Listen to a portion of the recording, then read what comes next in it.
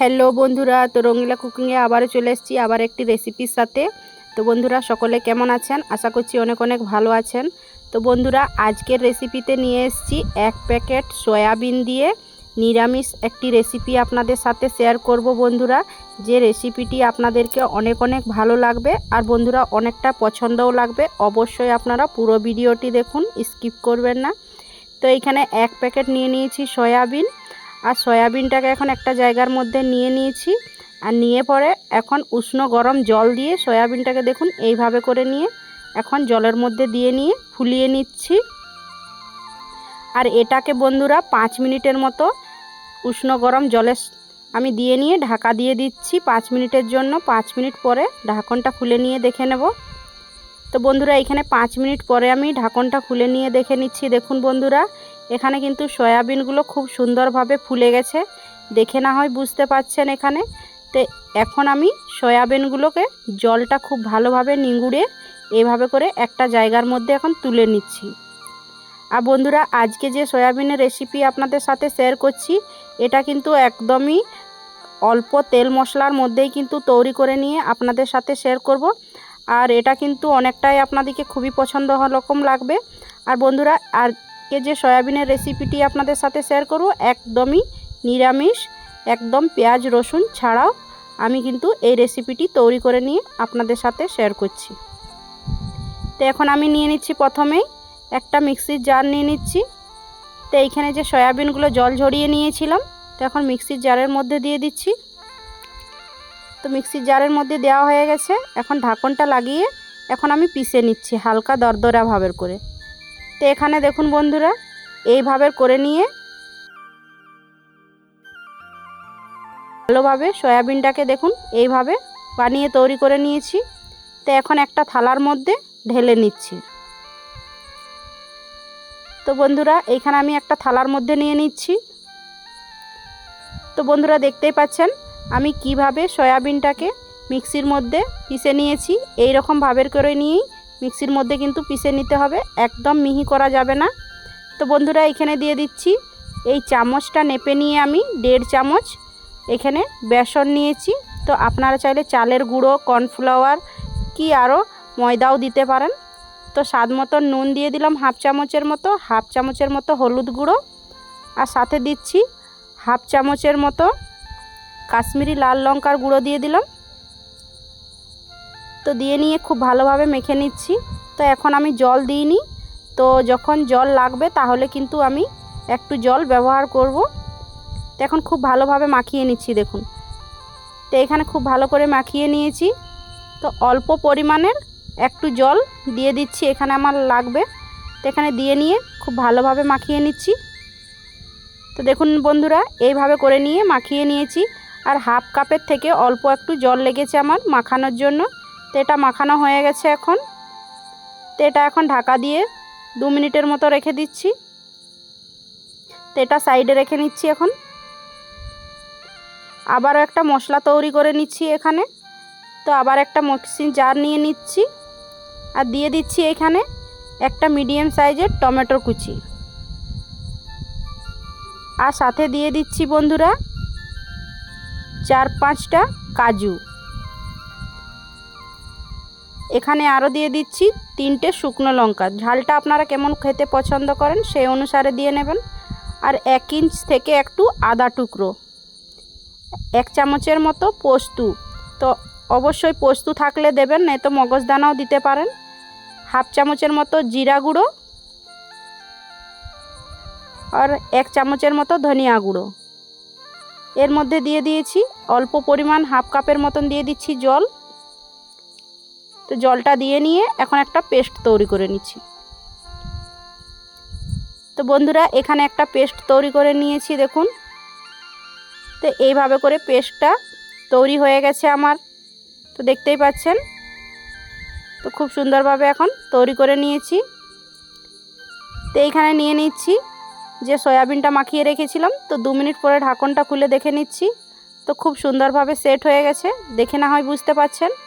তো এখন পারফেক্টভাবে তৈরি হয়ে গেছে এটা। তো চলে যাচ্ছি কড়াইয়ের দিকে।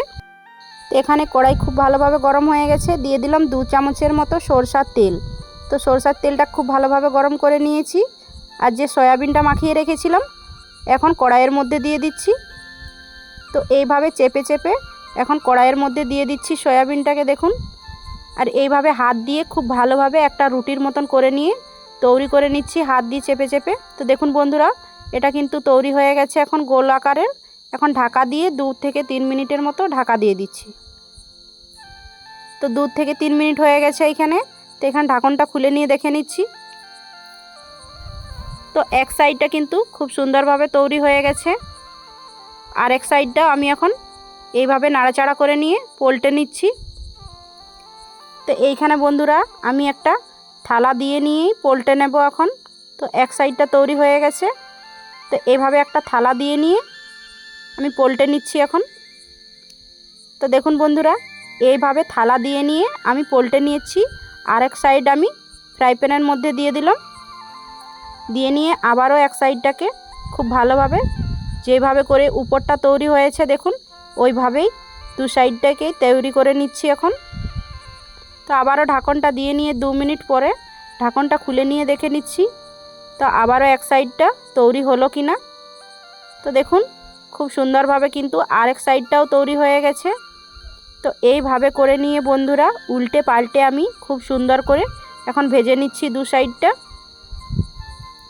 তো বন্ধুরা আজকে এই পদ্ধতিতে সয়াবিনের রেসিপি আপনাদেরকে কতটা ভালো লাগছে অবশ্যই কমেন্ট করে জানাতে ভুলবেন না বন্ধুরা। আর আমাকে যে কমেন্ট করে নিয়ে জানান যে আমার রেসিপিগুলো আপনাদেরকে অনেক অনেক পছন্দ লাগে। তো বন্ধুরা অসংখ্য ধন্যবাদ জানিয়ে এইভাবে পাশে থাকবার অনুরোধ জানাচ্ছি।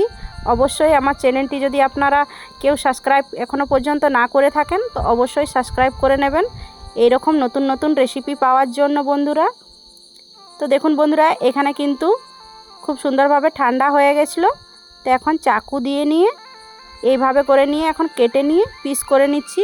তো বন্ধুরা আজকের এই রকম রেসিপির নাম আপনারা কি রাখতে চান অবশ্যই কমেন্ট করে নিয়ে জানাবেন।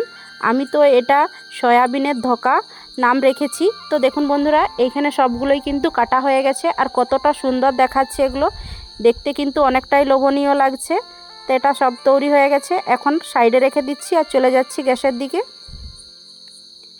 তো আগে থাকতেই কড়াই বসিয়ে দিয়েছিলাম, দিয়ে দিচ্ছি পরিমাণ মতো 2 থেকে 3 চামচের মতো সরষের তেল, সাথে 1 চামচের মতো সরষে, আর দিয়ে দিচ্ছি 2টো তেজপাতা ছিঁড়ে নিয়ে, আর 2টো শুকনো লঙ্কা তেলের মধ্যে দিয়ে দিলাম। আর সাথে দিয়ে দিচ্ছি কিছু খাড়া মশলা, গরম মশলা দিয়েছি, 2টো এলাইচি, লবঙ্গ, আর সাথে দিয়েছি দারচিনি। দিয়ে নিয়ে খুব ভালোভাবে এখন নাড়াচাড়া করে নিলাম। আর বন্ধুরা এইখানে মিডিয়াম সাইজের 2টো সেদ্ধ আলু নিয়েছি, এখন তেলের মধ্যে দিয়ে দিচ্ছি। তো তেলের মধ্যে দিয়ে নিয়ে খুব ভালোভাবে নাড়াচাড়া করে দেখুন বন্ধুরা এইভাবে একটা লালচে কালারের করে ভেজে নিয়েছি। এখন যে পিষে রেখেছিলাম মশলাটাকে এখন মশলাটা এর মধ্যে দিয়ে দিচ্ছি। তো মশলাটা দিয়ে নিয়েছি দেখুন বন্ধুরা, অল্প মিক্সির জারটা ধুয়ে নিয়ে জল দিয়ে দিলাম। তো এইখানে হালকা নাড়াচাড়া করে নিয়েছি আর দিয়ে দিচ্ছি স্বাদ মতো নুন, হাফ চামচের মতো হলুদ গুঁড়ো দিয়ে নিয়ে আবারও খুব ভালোভাবে মিক্স করে নিচ্ছি। আর খুব ভালোভাবে নাড়াচাড়া করে মশলাটাকে সুন্দর একটা যতক্ষণ না মশলাটা ভালো করে ভাজানো হয়ে যাচ্ছে ততক্ষণ ভেজে নিচ্ছি। তো বন্ধুরা এখানে আমি 2 থেকে 3 মিনিটের মতো মশলাটাকে খুব ভালোভাবে ভেজে নিচ্ছি। তো দেখুন বন্ধুরা মশলাটাকে আমি 2 থেকে 3 মিনিটের মতো খুব ভালোভাবে ভেজে নিয়েছি। তো মশলাটা কিন্তু তেল থেকে খুব ভালোভাবে ছেড়ে যাচ্ছে, দেখতেই পাচ্ছেন। তো এইভাবে নাড়াচাড়া করে নিয়েছি, খুব ভালোভাবে মশলা ভাজানো হয়ে গেছে। তো এখন দিয়ে দিচ্ছি পরিমাণ মতো জল। তো এখানে পরিমাণ মতো জল দিয়ে নিয়েছি। তো এখন খুব সুন্দরভাবে ফুটে গেছে দেখুন একবার। তো এইভাবে ফুটিয়ে নিয়েছি, তো নাড়াচাড়া করে নিলাম। এখন যে সয়াবিনের ধোকাগুলো তৈরি করে নিয়ে রেখেছি দেখুন পিস করে নিয়ে, তো এখন ঝোলের মধ্যে দিয়ে দিচ্ছি। তো এইভাবে করে নিয়ে এখন সব সয়াবিনের ধোকাগুলো এখন ঝোলের মধ্যে দিয়ে দিলাম। আর দিয়ে নিয়ে কিন্তু বন্ধুরা হালকা করে নাড়াচাড়া করে নিচ্ছি দেখুন এইভাবে করে। তো এইভাবে করে নাড়াচাড়া করে নিয়েছি দেখুন খুব সুন্দরভাবে 2 থেকে 3 মিনিটের মতো আর ভালোভাবে ফুটিয়ে নিয়েছি। তো দেখুন বন্ধুরা জলটা কিন্তু অনেকটাই শুকিয়ে গেছে। তো তো এই রকমভাবেই তৈরি করে নেব। তো এখানে দিয়ে দিচ্ছি কিছুটা কসুরি মেথি দিয়ে দিলাম, আর হাফ চামচের মতো চিনি। তো চিনিটা ফ্লেভারের জন্য দিয়েছি। আর হাফ চামচের মতো দিয়ে দিলাম এখানে গরম মশলা পাউডার। তো দিয়ে নিয়ে হালকা করে এখানে নাড়াচাড়া করে নিচ্ছি। আর বন্ধুরা, রেসিপিটি কিন্তু একদম রেডি হয়ে গেছে। তো একটা প্লেটের মধ্যে সার্ভ করে নিচ্ছি। তো দেখুন বন্ধুরা, একটা প্লেটের মধ্যে এখন সার্ভ করে নিচ্ছি। তো আজকে নিরামিষ এইরকম সয়াবিনের ধোকা আপনাদেরকে কতটা ভালো লেগেছে বন্ধুরা, অবশ্যই এইভাবে তৈরি করে নিয়ে দেখুন। নিরামিষ একদম অসাধারণ লাগবে খেতে।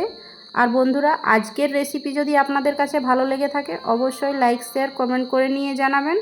আর বন্ধুরা, এখনও পর্যন্ত যারা আমার চ্যানেলটিকে সাবস্ক্রাইব করেননি অবশ্যই সাবস্ক্রাইব করে নেবেন নতুন নতুন রেসিপি পাওয়ার জন্য। পরবর্তীকালে আবার একটি রেসিপির সাথে চলে আসবো। টাটা।